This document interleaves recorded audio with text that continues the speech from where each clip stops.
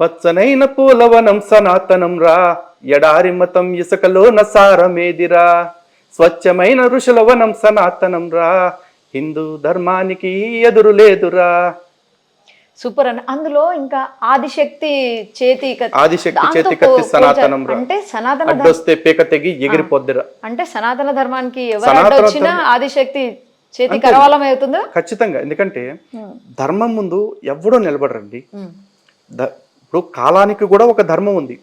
చాలా మంది ఏమనుకుంటారంటే విష్ణుమూర్తి చేతిలో సుదర్శన చక్రం ఉంటుంది కదా, సుదర్శన చక్రం అంటే అది ఒక ఆయుధం లాగా చూస్తారు. అదొక ఇనుముతోటో బంగారంతోటో చేసిన ఆయుధం కాదు. విష్ణుమూర్తి అంటే భగవంతుడు. భగవంతుడు వేలి మీద అదుపు చేయగలిగింది ఏంటిదంటే కాలం. సుదర్శన చక్రానికి ఎదురొస్తే ఎవడైనా పోతాడు అని చెప్పేసి చెప్తారు. ఎందుకు పోతారు?